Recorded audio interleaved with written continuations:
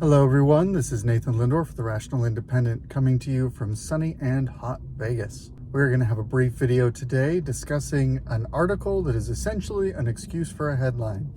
The headline from the Pink News reads, "Florida faces mass migration as trans people flee the state in fear of Ron DeSantis' hateful bills." Now, they say mass migration, but what they really mean is that an activist, a trans activist, says they have led to a mass migration. It's a quote from a particular activist. That's in relation to, so I suppose this is definitely coming up because it appears this is coming up because of the start of Pride Month, June 1st. Welcome to the adventure. Now, for proof of this mass migration, the author references 3 anecdotal GoFundMe stories, people who are trying to escape the state with donations. Judge that for what you will. I wanted to point out one other thing specifically from the article worth discussing. Once again, how easy it is to tweak a data point by referring to it and churning it and running it through the media mill. You can very subtly tweak context as you play telephone with the piece of data. In the final paragraph of the article, news of the LGBTQ plus community looking to leave Florida behind isn't new. Data released in February by the Williams Institute at UCLA School of Law found that 56% of 113 parents surveyed said they considered moving out of the state after the introduction of a law in March 2022. Now it says, for the exact quote, the introduction of a damning anti-LGBTQ plus law in March of 2022. And that's what they end the article on. If you look at how that's quoted, it says 56% of parents surveyed said that they were looking to leave the state. If you look at the article that discusses that survey when it was conducted, it is a survey of parents of trans children. So it's 113 people who have a vested interest in this particular sub population of Florida. Is half of them are saying that this law makes them want to leave the state. It's not 56% of parents that are looking to leave Florida. That would be a mass migration. That would be a news point.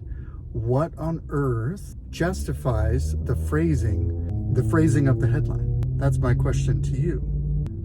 A mass migration from Florida. And yet, if you look at the actual population statistics, Florida population is increasing. If you want to look at mass migrations, look at California, look at New York State, look at Chicago, look at Seattle.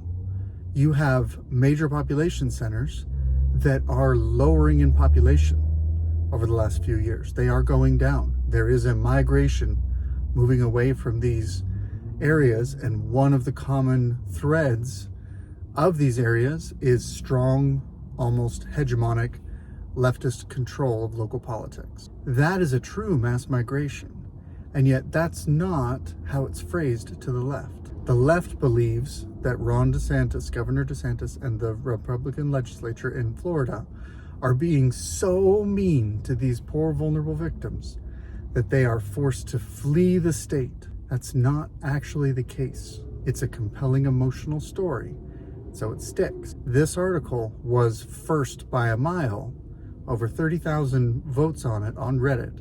The next one after that, I think, had 10,000 on the top page of Reddit.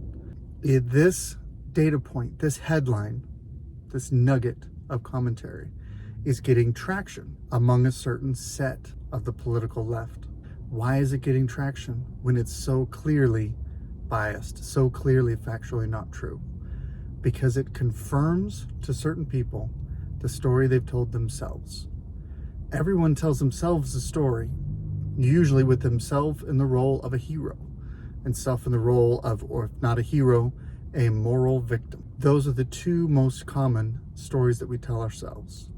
And we interpret the information that comes to us as threads within that same story, which means that if someone tries to hand you information that runs counter to the story you're telling yourself, you're going to discard it out of hand.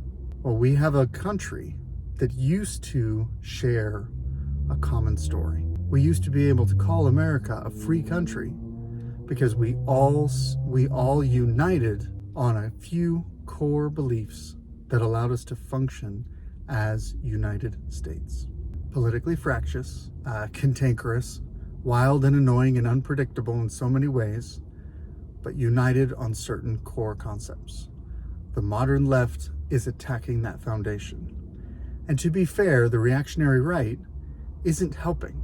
When someone says, identity politics is bad, I don't like it that Black people or Asian people or Hispanic people are raised above me as a white person in the law, see affirmative action.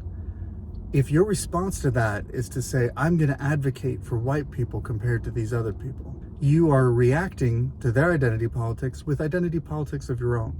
That will lead to the death of this country faster than almost anything else I can think of. Please don't do that. Instead, what we need to do is find a way to merge our stories together. Again, to say, listen, you and I disagree on a bunch of stuff, and we're going to keep disagreeing on a bunch of stuff, but here's a handful of threads.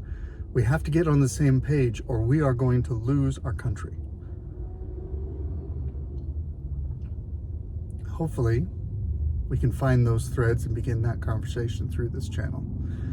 Now, it's hot as all get out, and so I'm going to end this video briefly today. Thank you for your time. I should be able to film in the morning. I had to get up at 3 o'clock this morning to make an early flight, so this was my first opportunity to video. I'll film earlier in the morning tomorrow and should be able to dive a little more in depth. Hopefully we'll have a topic that has a little more meat to it tomorrow. Thank you all for your time and attention. That's my Reddit rant for today. Good luck out there.